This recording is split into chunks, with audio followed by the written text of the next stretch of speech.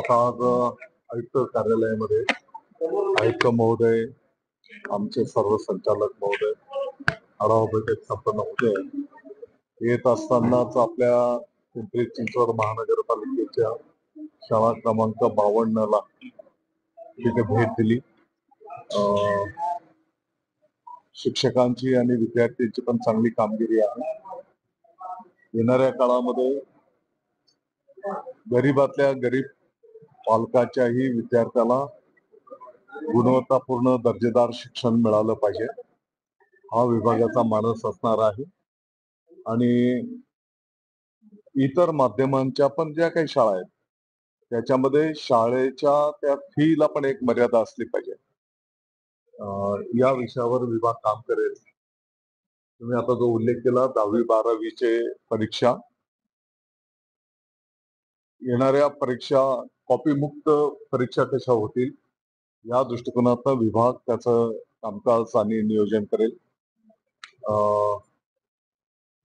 याचा पूर्ण आराखडा प्रारूप आम्ही तयार केलेला आहे आणि त्या पद्धतीने मंत्रालय पातळीवरनं त्याचं नियोजन त्या ठिकाणी केलं जाईल आणि कॉपीमुक्त परीक्षा कशा होतील त्या दृष्टिकोनातून विभाग त्याचं नियोजन. तर मध्यंतरी केंद्राचा एक रिपोर्ट आलेला होता ज्यामध्ये राज्यात आणि देशातल्या काही शाळांमध्ये कम्प्युटर नाहीये, ज्या ठिकाणी कम्प्युटर आहे तिथे इंटरनेटची सेवा नाही अशी परिस्थिती होती. तर राज्यात नेमकी काय परिस्थिती आहे, किती शाळांमध्ये हे कम्प्युटर आहेत किंवा नाहीयेत, अशी काय आकडेवारी घेतली? मला वाटतं की विभागाचा आढावा आता घेतो आहोत. तुम्ही म्हणता त्या पद्धतीने काही ठिकाणी वस्तुस्थिती पण असेल ती स्वीकारू आम्ही. काही ठिकाणी विजेच्या कनेक्शनच्या पण अडीअडचणी आहेत. येणाऱ्या काळामध्ये प्रत्येक शाळा सोलरवर कसं जाईल याही दृष्टिकोनातून मुख्यमंत्री महोदयांकडे आम्ही विनंती केलेली आहे. सर, दुसऱ्या टप्प्यामध्ये शिक्षण भरती जी आहे पोर्टलच्या माध्यमातून याआधी पोर्टलच्या वेगवेगळ्या तक्रारी ज्या आहेत त्या समोर आलेल्या होत्या.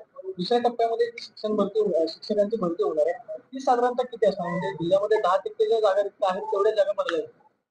याचं पण नियोजन चालू आहे आणि दुसऱ्या टप्प्याची भरतीच्या संदर्भामध्ये सगळी आकडेवारी वगैरे एक 8 दिवसात आम्ही तुमच्या सर्वांच्या समोर ठेवू. सर, साधारणपणे सीबीएसईचे जे विषय आहेत ते आपण काही एसएससी मध्ये पण इन्क्लूड करणार होतो विद्यार्थ्यांना अधिक ज्ञान देण्यासाठी.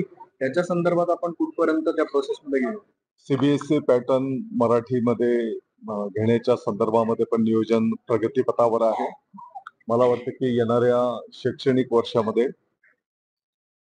पहिली वर्गाला आपण ते स्वीकारतो आहोत आणि सीबीएसईचे उदाहरणार्थ इतिहास, त्याच्यामध्ये आपण राज्यव्यापी इतिहासला त्या ठिकाणी प्राधान्य देऊ.